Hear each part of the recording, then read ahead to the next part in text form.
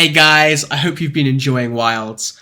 I've got some cheeky tips to help you improve your hunting and to flex on some monsters. This video will be free of story spoilers, but it does include discussions on an endgame mantle, and I also touch on the armor of an unreleased monster in as spoiler-free way as possible. I won't be mentioning the monster here. Right. Firstly, let's address the elephant in the room. Lance was kind of rough in the beta, and it caught a lot of criticism from us Lance mains, and I'm still getting quite a few comments on the last video that I made about it, asking if, now that we have the full game, is Lance better now? And yes, it's not just better, but it's amazing. They've kept the potential complexity from the Lance beta, while adding more options for us, and it makes Lance feel like it's got a really fun toolbox to dish out all the cool counters at different times to get the most out of the weapon. So with that, let's talk basics. Historically, your bread and butter with the Lance has always been high thrust, high thrust, high thrust, hop to reset, and repeat. That is still the case, but it's much more varied, and this is because the changes to medium thrusts speed, and it makes medium thrust a much more competitive option in terms of damage. But the main reason why the bread and butter combo is very, very varied now is that you can use medium thrust and the wide sweep to accelerate or slow down the tempo of which we reach the fourth option in our combo. And that means that we can get to that fourth option right when we need to block something to maximize our DPS. Speaking of DPS, high thrust strings and low thrust strings are very similar in terms of damage, so it doesn't really matter which one you go for, especially as which one is best will depend on a bunch of different factors like the elemental ratio on your weapon, the elemental ratio on the monster, what armor skills you're wearing.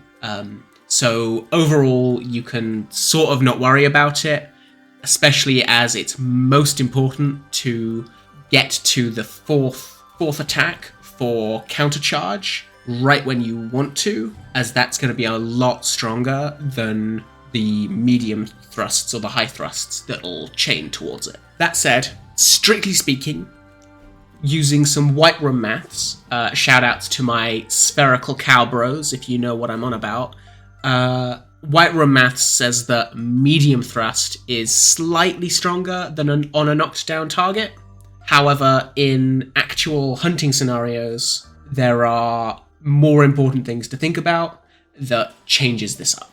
The first of those that we want to think about is that the two different thrusts interact differently with focus mode. Medium thrusts are strafing tools and will allow you to move side to side, forwards, and most crucially, backwards. And this will allow you to keep pinpoint accuracy on monster weak points by shuffling along, but also will allow you to pull yourself away from the monster while also attacking it at the same time, which is really valuable. High thrust, on the other hand, acts as a pivot and allows you to turn on the spot, which is great if the monster has wiggled around you and you want to turn around to hit the monster, but you don't necessarily want to move from where you are. Both movement options are useful in different scenarios, and it's important to be comfortable mixing the two of them up to keep your Lance trained on that monster's weak point, as it's more important to hit weak points, and especially the wound bubbles, than it is to maintain some optimal combo string.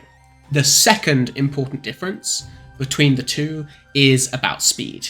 I've already said that medium thrusts ekes out a little bit more DPS than high thrust because they're faster to hit, but in a real sense, it gets a little bit more muddied. So I'm going to be using two different metrics here to explain this. Damage per second, DPS, and damage per combo. 3 medium thrusts has higher DPS, but lower damage over 3 hits, or per combo loop. 3 high thrusts has a lower DPS, but has higher damage.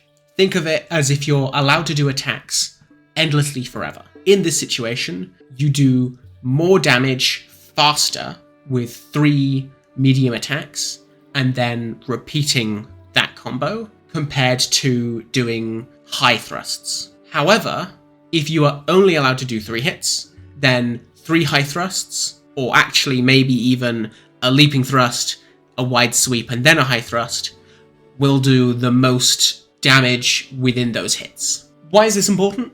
Well, the monsters fight back, so some of our DPS time is lost at the end of our 3 hits while waiting for the monster to attack so that we can countercharge for big juicy damage.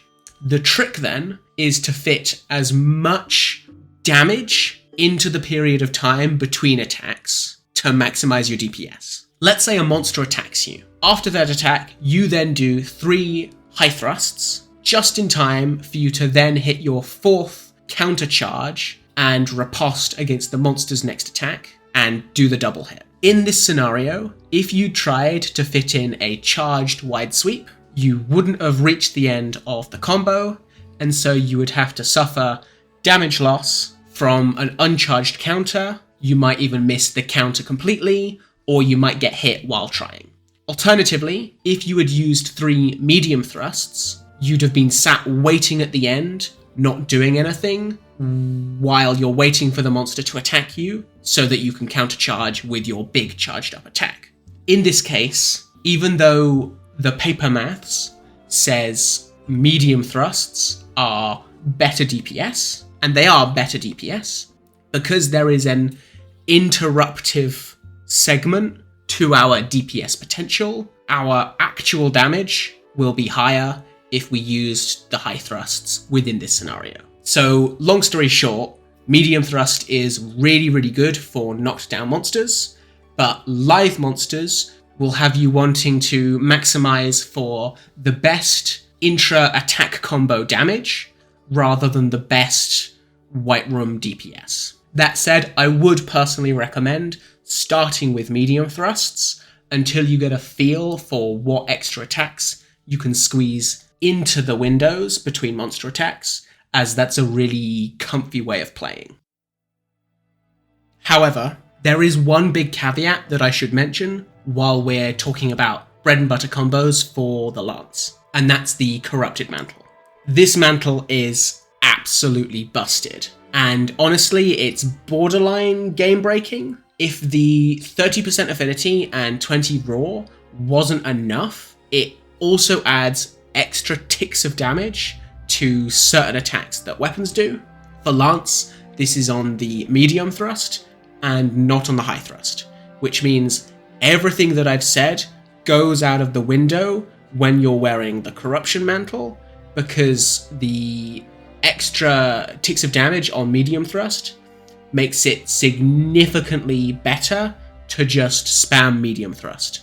Unfortunately, or fortunately if you don't like the Corrupted Mantle playstyle, being a mantle means that you can only have it active for like 90 seconds every 8 minutes, and that means that you still get to use high thrust and wide sweep without feeling bad about it. With that out of the way, let's move along to the first big tip. Learn how your counters work and where they excel. The main ways to block that we have and that we want to think about are countercharge, perfect block, and power guard. So let's start with countercharge. To pull it off properly, you have to time the release of the guard button to match up exactly when the monster hits you. You'll know you did it because you won't take any stamina or chip damage, and you'll do a second thrust for big chunky damage. The most interesting and probably biggest takeaway you should have from this video is that countercharge is what I'm going to call a beyond perfect block. And by this I mean it will block things that would otherwise require you to have guard up, But most importantly, it will also block things that you would otherwise be completely unable to block, like grabs, and other things from previous games presumably, like the Valstrex ambush. It even lets you block part of the Jindahad supernova. This is so huge because we no longer have to enviously look over at longsworders, foresight slashing their way through stuff that we couldn't block, because we can block it now. And of course, this is doubly great, as it's a really strong defensive option, for one, but for two, it allows us to free up a load of skill tax from guard up and guard. There are some cases where you do want guard, it's still a beneficial skill in certain places, we'll talk about that later, but given the changes to armor skills and having guard and guard up as attack decorations, being able to not use them on your lance is a massive boon and a huge win. Another key aspect to countercharge is that, like the high thrust, it pivots in focus mode, which allows you to catch monsters that are charging past you with that second thrust by twisting the camera to where they will be. And you can also preempt this to a certain degree by allowing the monster to hit you from behind and then poking forward twice in the opposite direction. In all, countercharge is a really powerful move and allows us to deal with situations we otherwise wouldn't be able to, while also being able to do really decent damage output, all at the cost of no stamina, which is quite important for very high-end gameplay and possibly some set building stuff. Moving on, let's look at Perfect Guard. This is basically your emergency block. It still requires timing like countercharge, but you can do it instantly from neutral, unlike countercharge, which requires you to go into the charging animation first, and it will take, a minimum of about half a second before you're allowed to activate the counterattack part of countercharge. The other big benefit is that you can activate Perfect Guard midway through some of your attacks, which makes it a really good defensive panic block. In terms of DPS, using Perfect Guard isn't quite as efficient isn't quite as damaging as using countercharge.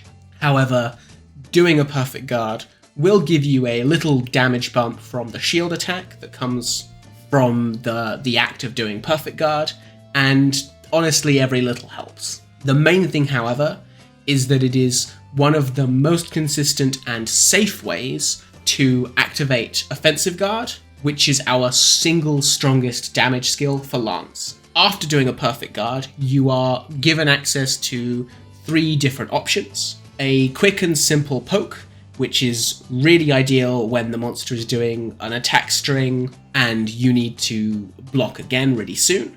Then you've got a stronger high thrust that hits really high, does 2 nice middle ground chunks of damage, and it's a nice middle ground of commitment as well.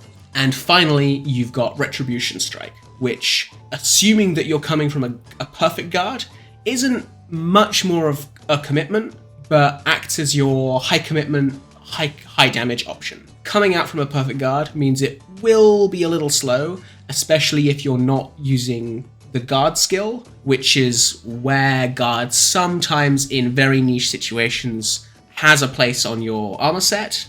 But without guard, high knockback attacks that you've perfect guarded will make the retribution thrust quite slow to dish out, which in turn makes it not ideal as a damage option, but thankfully we have its stronger cousin coming from Power Guard. So Power Guard. Power Guard is as it always has been. It will protect you in a full 360 circle rather than just from the front or from like a 270 degree very generous front. That extra angle or that extra degree of protection has never really been all that valuable in the past. However, I am finding that there are a few attacks in Wilds that do seem to go over my normal guard, largely from the top, that makes Power Guard a very useful defense option, and it only gets better once we factor in Grand Retribution Thrust. So the first thing to think about with Grand Retribution Thrust is that its power and speed are tied to the current charge of your block. So it's advisable to stay in the counter-attack charging animation for as long as possible to charge your block up naturally, and also that doesn't consume stamina, while being in the Power Guard state will consume stamina. If you're not fully charged, then blocking monster attacks will also increase the charge, and you'll know that it's max power if your lance glows red after the power charge, which also means that power guarding into Grand Retribution Thrust is really good for multi-hit monster attacks, and a fully charged Retribution Strike will output some crazy high damage, especially as it allows you to follow up with a fully powered Lance Charge, which also deals really, really good damage. Furthermore, that Lance Charge can, in some niche situations, be used as a very viable evasion strategy if you've aimed it well, as it makes you really, really fast, and you can just not be where the monster's going to attack anymore. But again, that's a very niche value, because us Lance users, we want to counter monster attacks instead of avoiding them. There is one big complication, however, and that is that all of this comes from Power Guard, meaning that it will increase the amount of chip damage you take from the monster, and most importantly, it drains stamina while you're blocking, which will affect our ability to use maximum might consistency. Brackets, we'll talk more about this later. The other big complication that you want to think about, however, is that you're not able to proc Offensive Guard. So you'll be wanting to use Power Guard while you've still got Offensive Guard active. And I'll be honest, it's a lot of mental load to pay attention to whether or not Offensive Guard is currently active, and then deciding if you're in a position to Power Guard for Grand Retribution Thrust, all the while the monster's attack is hurtling towards you. So it's very heavy on the brain, but if you can pull it off, it leads to some crazy strong damage output. So putting all of this together, a good Lancer will be switching between different counterattacks to maximize the damage. Most of the time, they'll be doing your normal combos to dish out damage between monster attacks that they then use charged counter to beyond perfect block to deal really nice hits in retaliation, while also maintaining a really high uptime of Offensive Guard. And they'll keep doing this until they get attacked with a fast multi-hit attack or a very strong, powerful knockback attack from the monster, and then they'll use Power Guard to dish out some really, really crazy damage via Grand Retribution Thrust and the resulting Lance Charge. And if you can do all that, then I think you're doing pretty well. So before we move on, there is one frenzy-laden elephant that we do have to talk about. Wearing the Corrupted Mantle changes everything again. Because when you wear it, you gain the extra damage procs when doing medium thrust, it twists what is optimal strongly in the favor of spamming medium thrusts. So much so that it is better while wearing the Corrupted Mantle to spam medium thrusts and then use the charged counter or even just a perfect guard to link between monster attacks to maximize the medium thrusts. It's probably time to have a tangent about the Corrupted Mantle.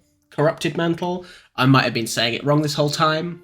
It's a very meta-dominant thing, especially for speedrunning, when you can get the monster to a capturable level of health before the mantle wears off. However, when you're playing the actual game, you have to spend about 8 minutes of time waiting for the mantle to come off cooldown. So we're in this awkward state where it's really important to be able to use the corrupted mantle effectively, because it is the strongest sort of aspect to the game. It will really boost your damage, and you obviously want to use it, but also for every quest that you do while wearing the corrupted mantle, you're going to do another quest where you don't have it available, and so it's important that we know how to use the weapon effectively in both situations. There also seems to be some hubbub online about the corrupted mantle, in that it might not be working correctly or as intended. Now, that's unsubstantiated, but I've seen credible people weighing in on both sides, saying that it is and that it isn't bugged. I haven't looked at it enough to weigh in myself, but at the very least, it's dominant within the game right now, which means it may get changed in a future patch. It's certainly much stronger than the other mantles in the game, but I sort of think that's unlikely. And even if it doesn't get patched, at the very least, it's a fun social experiment to see how much a person is willing to forego variety for the max deeps. Anyway, moving on, we have other tips and tricks, so let's talk about armor skills. So the first and the biggest thing that I'm sure most people have figured out by now is that there is a certain guardian monster who shall remain nameless because he wasn't revealed before release, but you will know him because you will encounter him in higher rank. However, this friend has a very interesting armor set bonus, as it gives you a little extra blip of stamina at the front of your stamina bar, and this interacts really, really positively with maximum might. Normally, maximum might and lance is a little bit like water and oil, they don't mix, but because of this friend's set bonus, we are able to make use of that little blip of stamina while having maximum might active, and that means that we can do loads of crazy stuff like power guard and fairly decently long lance charges while maintaining 100% uptime with maximum might. And considering the changes to other affinity giving skills, it makes maximum might very, very strong, and something you probably should be considering on your armor sets. There is a little bit of a caveat here. If you want to focus on using charged counter to respond to monster attacks, that doesn't use stamina, and so if you use that block and that block exclusively, then you can use maximum might on the lance without needing to waste stamina while doing damage. And of course that's really valuable because that means that you can forgo this friend's set bonus and instead trade it in for more damage. Determining whether or not the extra damage on your armor skills will be worth giving up the ability to use some of your lance's attacks while maintaining maximum might is a little bit complicated, and I haven't got to the bottom of it yet, but it could be that we want to just use charge counter at high level play, because that'll mean we don't have to worry about using arm attacks with our friend's set bonus. Secondly, I've seen a couple of different meta guides for Lance going around, and while some of them are really good, well put together, and the maths is good, however, I have noticed that some of these meta guides are suggesting a few questionable choices on some of their recommendations, and I want people to be wary of them. Namely, I think the biggest problem I've seen is recommending the use of Counter-Strike on the assumption that guarding attacks that would otherwise knock you back would still trigger Counter-Strike. But that's not the case, so it's not a very useful skill on Lance that blocks attacks instead of getting hit by them. Gobble does not approve. So while we're on the topic of skills, let's talk about Guard Up and Guard.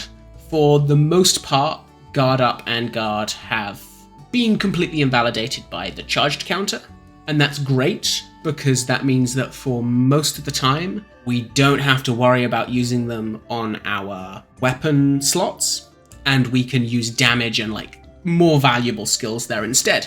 However, there are a few instances where you might want to consider to run guard. So if you're dealing with multi-hit attacks that also need guard up, you're probably going to struggle using counter charge or charged counter to block through the entire combo effectively. And this is where guard up comes in, because this allows you to just block the attacks rather than getting hit at some point. In a similar level, guard can be useful when you want to take advantage of retribution thrust and its stronger grand cousin, as the knockback from attacks will still slow down your ability to return the damage, and in some cases this slowdown will mean that your retribution thrust won't be safe to do, as the monster will be able to attack you before you finish the attack yourself. But using guard in this situation will reduce that knockback, meaning that you can get your attack out faster and then guard and counterattack the following monster attack. Lots of attacks going on. On the flip side, however, you only want to be using these skills when you absolutely must, as the space within the weapon skills is very, very valuable, so using them comes with a lot of opportunity cost. So I think the simplest thing to say about guard and guard up is don't use them unless you know exactly what purpose you're using those skills for, and by that I mean which monster attacks you are able to like punish better by using these skills. Finally, let's move on to some other hunting tips for Lance that are shorter and sweeter, but also very valuable. So first of all, using focus mode shenanigans, we can now use wide sweep as a wake up attack. And with a motion value of 70 and being so easily accessible and so quick, it bumps up Lance in the wake up priority list and makes us really, really good at waking up monsters. Especially once you factor in how quickly we can do it, because, and this is probably a topic for a whole video in and of itself, when you're factoring in what makes a good wake up monster, obviously you want to think about which big single hit is going to wake up the monster and get double or triple the damage, but all the time that you are waiting for the person to get to that big attack while the rest of your party are sitting around doing nothing is an opportunity lost for damage that could be better spent by just everyone wailing on the monster. So all that time you're waiting for a Charge Blade user to cycle through their combo to get to their SAED is time that you could all be hitting the monster instead. And so because Lance is able to get a 70 motion value as quick as this, then it now becomes one of the better ways to wake up a monster. Another nifty focus mode strat is that we can now guard dash backwards from neutral, and that's really helpful for getting us out of trouble in risky situations, as we can chain that to the long back evade by holding back on the movement stick and pressing B at the same time, and then by chaining them together we can move some serious distance backwards and get us out of sticky situations. And I'd like to shout out my channel member Nixgrid for suggesting this tip. Another important thing to think about is item use. Wilds has greatly improved our ability to use items while our weapon is unsheathed, and it's extra valuable for Lance considering how awfully long our weapon sheath animation is. We can now fire whatever we have equipped to our slinger ammo, stuff like flash bombs, while our weapon is out by pressing the button to open the radial menu, or holding the button to open the radial menu, and then clicking R3 to shoot whatever you've got equipped. This is a really valuable way of dropping monsters from the sky and it's also great at creating opportunities to sheath if your health is low. I can't speak for anyone else, but most often the reason I can't is because I'll have taken a load of chip damage and then I'll be trying to sheath and I'll get hit by a follow-up attack midway through my sheathing animation. So having some form of pocket sand in the form of a flash bomb or even slinger ammo that you can pick up off the ground like water moss is really useful for safety and also for damage or creating damage opportunities. Quick addendum, the one type of ammo that it doesn't seem to work with is the heavy slinger ammo that you find from like monster shiny drops. You'll know because when you're unsheathed, your character will do like a sort of like recoil stance as you shoot the ammo, and you can't do that while your weapon is out. You have to be sheathed to do those. But, you know, flash pods, still really amazing. In a similar manner, you can also equip and unequip mantles really easily mid-combat with your weapons out by doing a similar thing with the radial button and then pressing your guard button. And thank you, Alchemy God, for mentioning this one. Being able to put the corrupted mantle on without having to scroll through your item wheel or find it in your radial menu is obviously really great for putting it on, but the real value is you can do it to take your mantle off, and that means that it'll go on cooldown much quicker, and that means that it'll come back much quicker as well. And so if you want to really focus in on the extra damage that the corrupted mantle gives you access to, then making sure that your corrupted mantle is on cooldown and actively ticking back down to when you can use it again as quick as possible, and normally mid-monster fight, is really, really useful. So try that out. There's also another sneaky bit of a meme strat that you can use this for, and that is to put your ghillie mantle on mid-combat. This is another great way to create some breathing room, but you can also use this in coordinated groups to extend the duration of the ambush skill. And it sort of makes the skill valuable. As a whole, ambush giving you a 5% damage increase per point is crazy strong, and it ties with offensive guard in terms of power, but it's completely hampered by the fact that it only lasts 30 seconds, and that ambush needs a sneak attack to activate, so it's not very applicable to be reused in the fight. However, for whatever reason, ambush will activate for everyone in your party, even if only one of your party members initiates the sneak attack. So what you can do is stagger equipping ghillie mantles within the team to get extra sneak attacks, turning your 30 seconds of damage to 2.5 minutes of damage increase. And with that increased time over the fight, and the fact that it's only a level 2 armor slot skill, it makes ambush kind of competitive, albeit the coordination and the faff that you'd have to go through means it's probably a funny meme strat at best. We also have a new trick to maintain sharpness due to the changes of how we sharpen weapons. Weapons will have their sharpness increased by 20 units or 20 hits per swipe along the blade, and crucially, we can evade out of this animation early. This allows us to get very fast sharpens to better maintain our white sharpness damage multiplier over the course of the area. Obviously, sharpening is an opportunity cost, and it's better to spend time doing damage rather than sharpening, but there are many times when it's worth it to sharpen. Sometimes monsters will do a charge attack and end up running way off to the other side of the area. At this point, you can't deal damage to the monster because you can't reach it. So instead of wasting time running over to the monster, only to have the monster charge back to where you were originally anyway,